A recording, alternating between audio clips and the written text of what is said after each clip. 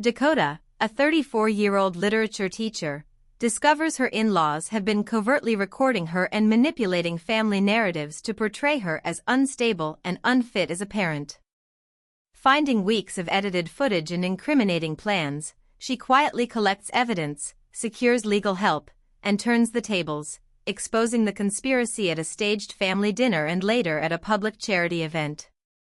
The campaign results in legal victories, suspension and disgrace for those who orchestrated the surveillance, but Dakota continues to face threats and stalked surveillance until a final criminal investigation leads to arrests.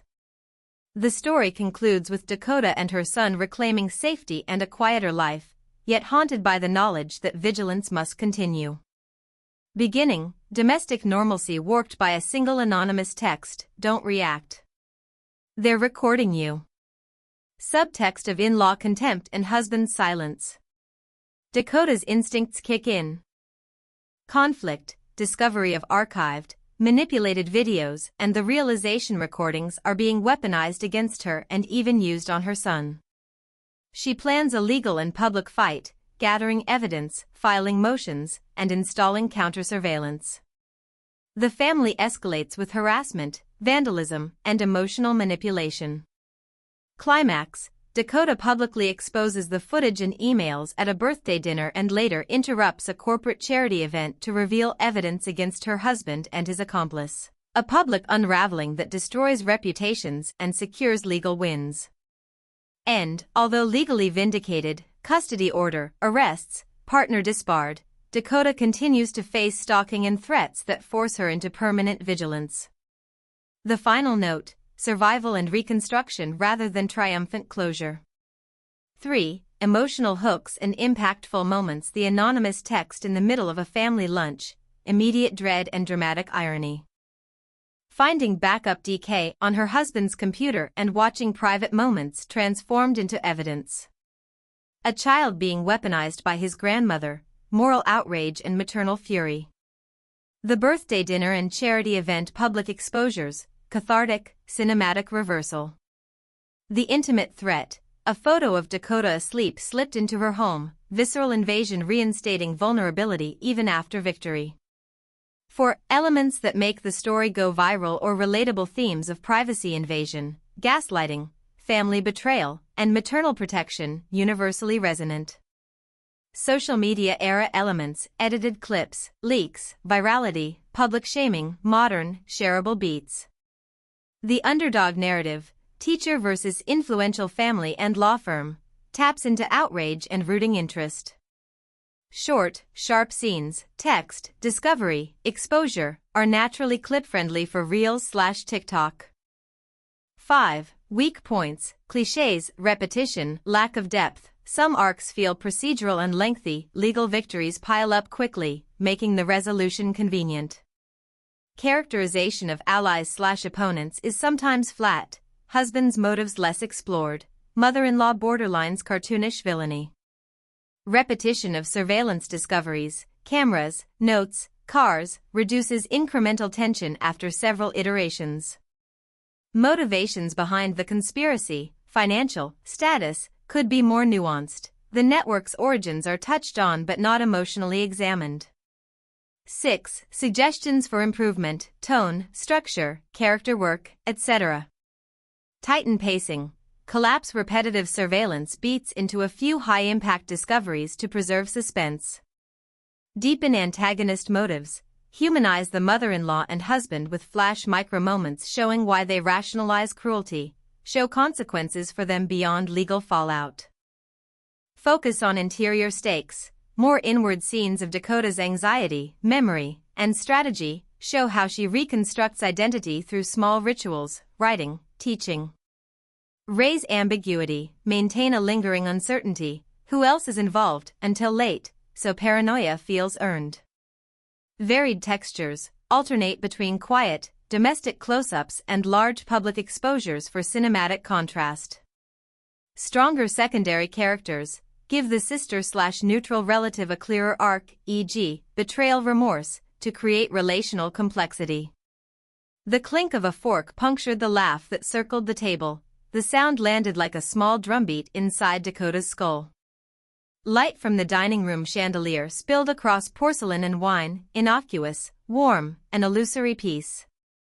Her mother-in-law's smile was a fixed thing, too white, like a painted backdrop. Her brother-in-law leaned away from her as if the air near her might burn. Her husband spoke only in measured, domestic syllables, a man trained to make nothing stick. Then her phone vibrated, buried on her lap. Unknown number. Dakota thought it a wrong text at first, until the words appeared like a stage direction. Don't react. They're recording you. The laugh around the table continued. No one looked at her. The message was a detonator. Dakota set the phone face down and kept her lips curved into the practiced smile she'd used in that house for years. She had taught teenagers to watch punctuation for motive, scanned verses to read between lines. Now she applied the same method to the room. A picture frame slightly askew. A socket cover twisted. A tiny glint on a bookshelf that might be glass or a lens. The litany of small things that are never just small. She tasted wine, swallowed calm. If someone was filming, it wasn't to catch a family quarrel. Cameras are blunt instruments for complex cruelty. They collect moments that can be rearranged into a narrative.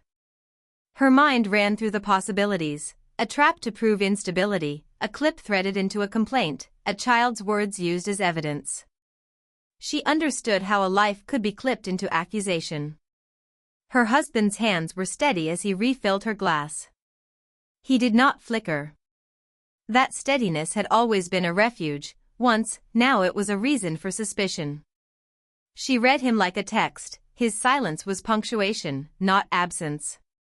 It could mean fearful complicity, or the safe ignorance of a man who separates his private choices into compartments. Dakota did what she had always done when scenes required interpretation. She observed. She catalogued. She kept one truth private. Panic accomplished nothing. Panic is a performance, and she refused to act on someone else's stage.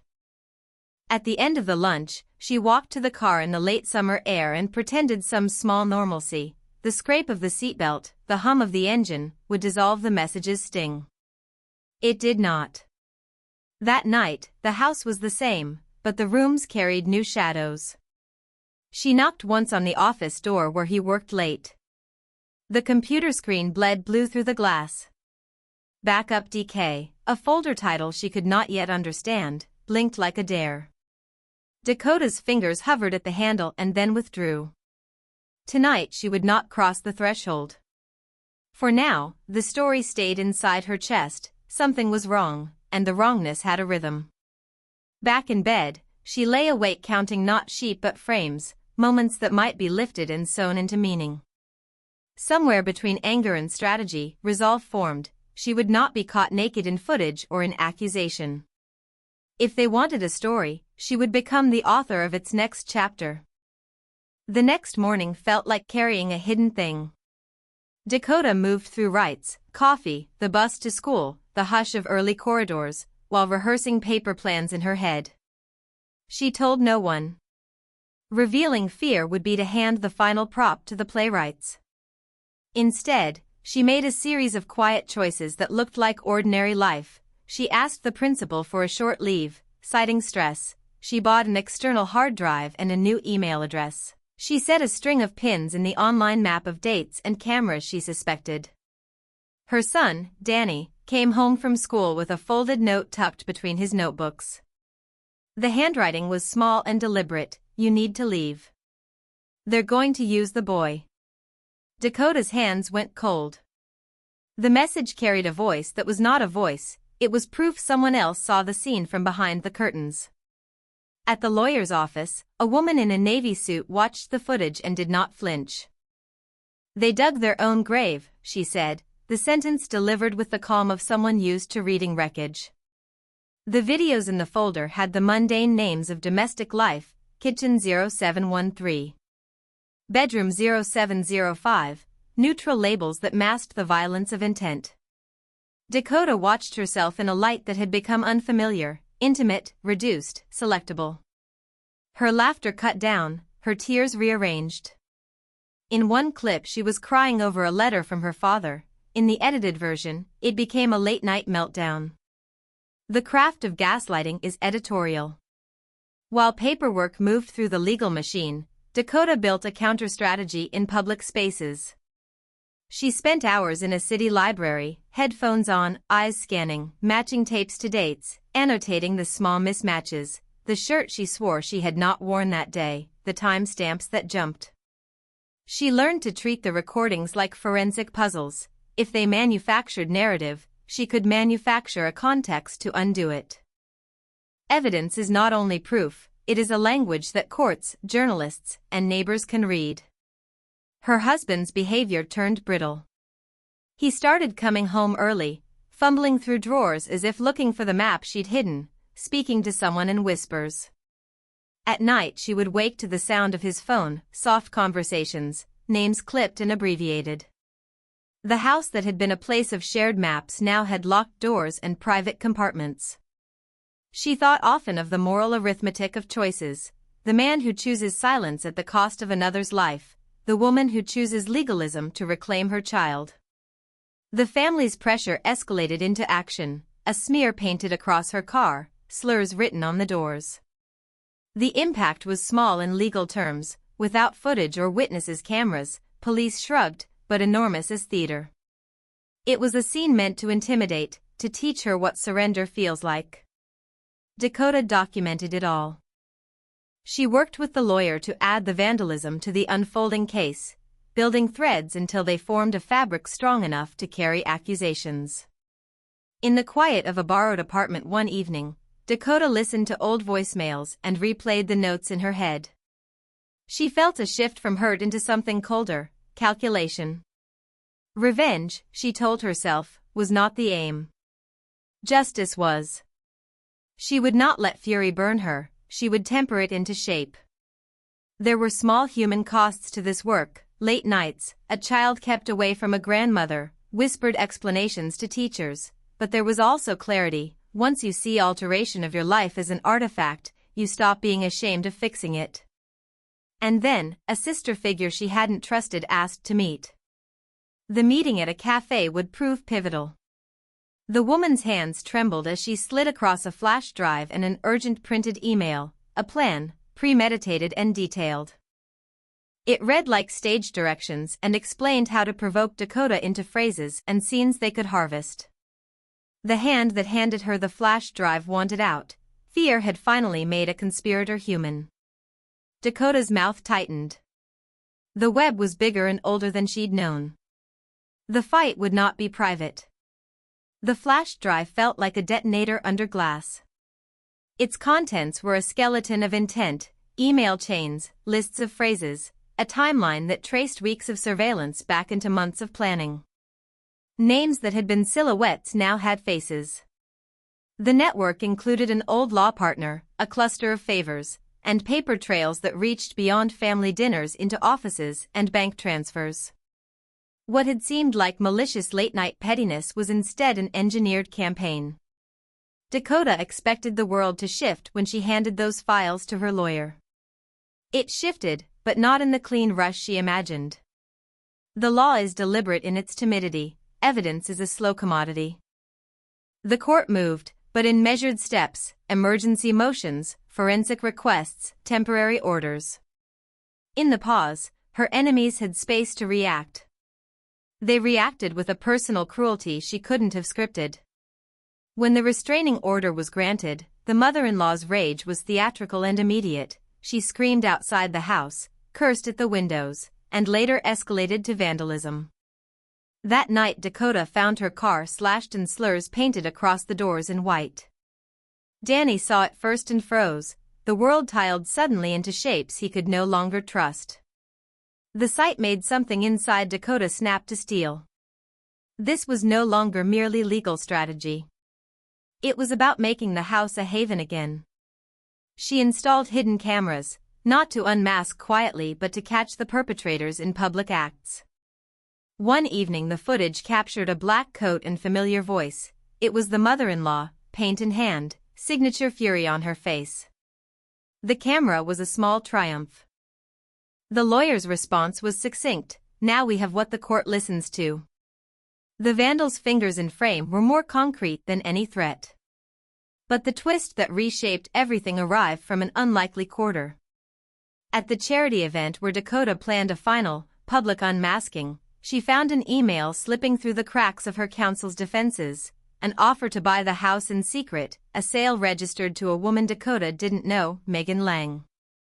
It was a legal maneuver designed to render any custody victory toothless by changing property stakes. When she discovered it, the world narrowed into one brittle, furious clarity. Their plot had contingencies she'd underestimated. They had thought in property and influence as if human lives were currency. And then, as if theater required a cruel encore, a photo of Dakota asleep slipped across her doorstep, a Polaroid, fresh, with handwriting on the back. You still don't know what I'm capable of. The image shoved her back into the helplessness she had begun to mobilize against. Somehow, despite court orders and cameras, someone had invaded their home while she slept. That private violation made the battle visceral in a way legal filings never could. The midpoint twist was not simply the revelation of deeper conspiracy, it was the realization that exposure could also provoke escalation. When the stakes turn personal, the enemy no longer plays to rules. Dakota could bring evidence to light and force institutions to act. She could also become the red rag that summoned new bulls. The knowledge forced a tactical change. Public revelation would have to be calibrated. She could not simply fling the door open and hope justice would take care of the rest. She needed witnesses, timing, and a stage where the truth could not be plausibly inverted. In the days before the dinner, she moved like a conductor preparing an orchestra. Witnesses were lined up. Danny went to a friend's house for the weekend. The projector and the venue were booked. She rehearsed her calm in the mirror until her voice no longer trembled. Yet beneath the readiness lay an animal awareness. Victory could be Pyrrhic. The photograph and the sale contract had taught her something crucial. The fight would escalate in unpredictable ways, and privacy could still be breached. She would build her final scene knowing both that she could win and that the cost of winning might be far greater than she had first imagined. The birthday dinner was a study in domestic camouflage. White tablecloths, small bouquets, soft playlists, everything calibrated to lull a room into ease. Invitations arrived with the practiced language of reconciliation. We hope to celebrate family. They sat with practiced smiles that were tighter this time, like mouths sewn shut. Dakota moved among them with the grace of someone walking through glass, feeling each shard. At dusk, guests arrived and condolences were murmured for old grievances, the social rituals that paper over older wounds. Dakota greeted each relative with exact hospitality, offering a piece of cake, a measured laugh that tasted of iron. She had armored the evening with legal backstops. The venue's staff had copies of files. Her lawyer sat near the projector as both witness and safeguard, and a tech she trusted waited in the dark with a single instruction: play everything, in sequence. When she gave the signal. Before darkness fell, an unexpected complication arrived, a note in Danny's backpack. She had imagined that possibility and planned, still, the tremor of fear returned. At bedtime she read the child's face as if it were a map. Danny worried aloud about whether Grandma hated him. Dakota lied with tenderness, no, sweetheart. Some grown-ups forget how to be kind. She tucked the lie into his small chest as a temporary shelter. Children need roofs made of soft things until they can build walls of their own. When the house emptied and the guests gathered, Dakota took the podium the way a referee steps between desperate fighters. She did not accuse with theatrical venom. Instead she spoke of small things, the value of truth, the quiet lives people lead, the sanctity of a child's sleep. Her voice was soft but carried, each measured phrase widened the room. Then she raised her hand and turned the projector on. At first there were ordinary domestic moments, Dakota reading Danny a bedtime story, him asking for one more, bands of day-to-day intimacy. Then the edits began to appear beside originals, side-by-side frames that showed the craft of manipulation. A close-up on an altered timestamp, A crossfade from a quiet cry to a violent outburst. Faces shifted in the audience, laughter died mid-sentence. Someone went white. Someone held a hand to her mouth. The mother-in-law's reaction was immediate and raw.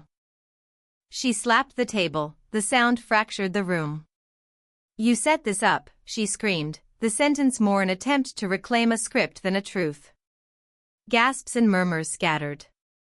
When her husband, a man who rarely moved from his predetermined silence, stood and accused Dakota of staging, a different tremor cut through the crowd. An uncle rose and left the room without explanation. A cousin's gaze turned away. Dakota let them scramble. The projector rolled incriminating footage that cut through excuses, the vandal caught at the gate, the emails detailing plans to provoke phrases to be clipped and weaponized, conversations about the custody play.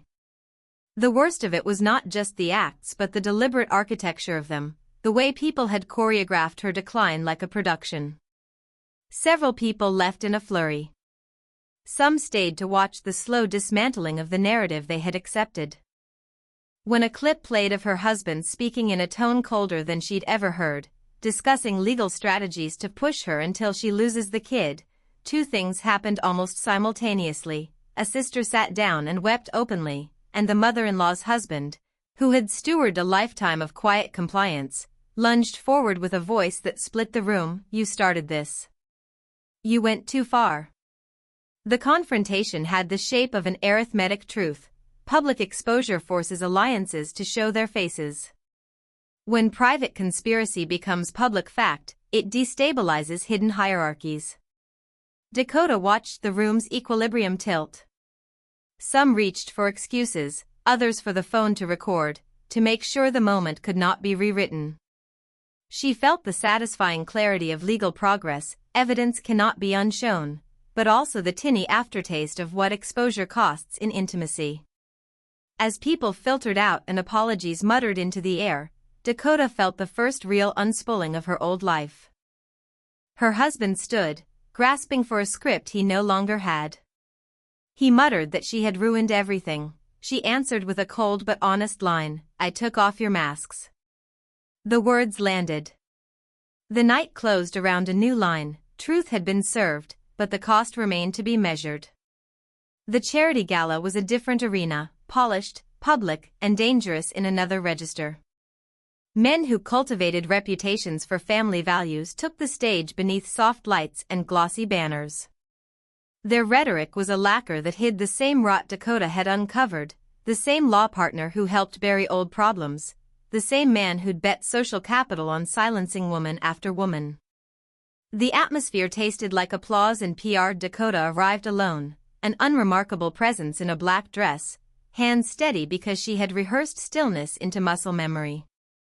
She had prepared a flash drive that carried everything: contracts, emails, timestamps, side-by-side video proofs, and transcriptions to make the audio legible for anyone not attuned to manipulation. She had chosen her moment, after applause, before the after-party, when the audience is both relaxed and captive. When she walked onto the stage, the room's noise tapered to a silence that felt like a held breath. She did not shout. She did not accuse with venom. She apologized for interrupting, and the microphone made her voice an instrument of clarity. Then she nodded to the technician. The projector hummed. The screens bloomed. Footage unspooled in clean, unedited frames, the planning emails, the sale contract signed in a name Dakota did not yet know but would learn to despise, Megan Lang, videos of her husband discussing custodial strategies, a partner's voicemail, a series of bank transfers. The audience watched men who'd preached virtue as they watched their own reflections fracture. Phones rose. Footage of a child's bedtime being used as evidence in court moved some to tears. The law partner's face drained of color while he covered it with his hand. A murmur grew into a ripple and then a swell. The ex-husband tried to rush the tech booth. He was blocked by security, an irony that would give later headlines their lean music. He grabbed at the flash drive and failed. The partner's hands trembled. Sponsors watched their brand banners as if they might catch contagion from the scandal. What made the sequence a climax was not only the public exposure but the way it refracted private betrayal into public consequence. Contracts stalled, the partner was suspended, the press tasted the story like a marketable injustice. Dakota did not relish spectacle. She let the footage speak. As security led the men away, a woman in the crowd, someone who had once been silenced, met Dakota's eye. She mouthed a word, "Thank you." What Dakota felt then was not triumph but a viscous relief, something long held in the chest uncoiled enough to let breath pass. Still, the climax had a darker note. Arriving back at her car, she found an envelope on the seat, an old Polaroid of her sleeping, the edges fresh. The handwriting on the back read, "You won." The message was a thin, mocking comfort. It proved that exposure had not solved the need for secrecy. Someone still watched. The climax's emotional apex was not merely the arrest or the applause. It was the quiet, split-second union of victory and ongoing danger, proof that even victory does not erase vulnerability. Dakota's lawyer congratulated her, eyes bright with professional triumph, but Dakota felt only a hollow where fear had been. She had won the public battle for truth, and yet the very intimacy of her life remained contested. Still, the moment at the gala had changed the rules. The partner's license could be challenged, sponsors withdrew, legal moves now had teeth. In public they could no longer gaslight with impunity. In private, however, the war, if it could be called that, would continue along quieter lines, anonymous messages, parked cars, photographs slipped like threats under doors.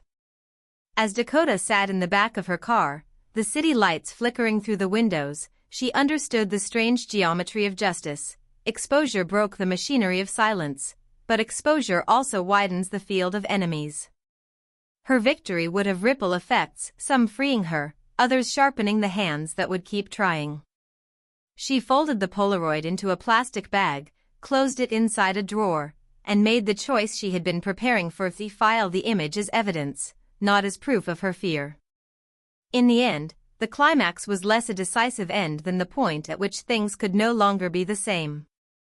After the public unraveling, paperwork became the new weather, constant, administrative, merciless. Courts moved. The charity's sponsors pulled. Men who once stood at podiums with soft words were suspended and investigated. Media asked for interviews, Dakota declined. She wanted neither spectacle nor pity. Her work was the quieter kind: teach, protect, sleep without knives under pillows. She moved with practical rituals, new locks, a monitored alarm with glowing status lights, a neighbor who watched for cars that lingered. Every time her phone chimed with an unknown number she felt the old tightening. To guard against a return to that fragile anonymity, she began writing. Pages accumulated in a battered notebook, dates, footage notes, emails. She considered a book sometimes, but mainly she wrote to translate the wound into something recoverable for Danny. She wrote so he would have an account that belonged to him and not to tabloids. Slowly, routine stitched itself back. Danny found friends in the cul-de-sac. He learned to park his skateboard without watching windows for shapes. The nights that once required cultivated lights and edged knives became softer. The relief was not total. She still checked locks twice, still watched cars that idled too long, still called the lawyer when a number flashed. But the terror that had once been constant thinned into a manageable vigilance. Months later, the criminal investigation culminated in arrests. Megan Lang's apartment contained a tangle of cameras and printed photos, the evidence of an obsession. The partner lost his license, the law firm restructured staff, reputations that relied on private pact and public polish cracked. The legal victories were not perfect. Courts are instruments that move within limits and compromises. But for Dakota, each ruling was a small, necessary stitch. The most surprising residue of the fight was a kind of public empathy that loosened the tightness in the air. Women who'd been similarly targeted reached out, messages, coffee meetings, brief alliances of mutual aid. Dakota found in those small connections a warmth that had nothing to do with headlines. It was human solidarity, the simplest form of justice. Yet the story's last pages refused a clean, triumphant exhale. An anonymous message arrived one rainy night, a photograph of a newly built house in a remote cul-de-sac and the cold caption, "You won." The message's posture was clinical, a reminder that victory had not ended the intent. Someone who loses reputation may cultivate stealth. The police traced the burner, leads grew cold. The message became a punctuation mark to a sentence Dakota did not want to keep writing. Her response was measured. She updated the police report. She raised neighborhood watch groups. She adjusted Danny's schedules. She refused to let fear force her into exile. Leaving would concede a territory they had tried to steal. She had reclaimed enough that flight would be a surrender. Instead, she built buffers, security systems, legal redundancies, quiet public records that made property transfers hard to ghost. Time, that unglamorous healer, did its slow work. The intensity of early months receded. Danny no longer woke at small noises, and Dakota slept without fingers around a kitchen blade. She took a job in a nearby town and found joy in the small domestic rhythms she'd once taken for granted, a child's laugh over burnt toast, a mailbox that contained only ordinary bills, the smell of rain after a long dry spell. On an ordinary afternoon, while putting a cup of tea on the table, she found a folded scrap of paper in the pocket of an old coat, 3 words in her cramped hand, "It's not over." Dakota smiled then, not because she believed the threat, but because she recognized the sentence as a kind of promise she could keep to herself. It was true, some stories never end, but endings are not all about closure. Sometimes they are about the person you become in the aftermath. She had gone to war with blood she once called family and returned carrying scars that would never vanish. Those scars had shaped her, a mother who learned to speak loudly enough to move courts, a woman who learned that exposure can be the instrument of justice and the catalyst for new danger. On the last page she wrote for her son, she left a line not of bitterness but instruction: remember the names, keep the files, trust the truth. The camera that once watched her bed no longer glowed. The city humming outside the window seemed ordinary again. Dakota watched Danny sleep and felt, for a long, real moment, a peace that had nothing to do with safety and everything to do with survival. She had lost a naive tranquility, but she gained something else, a hard, steady freedom, the right to make her life unafraid and to tell, without apology, what had happened.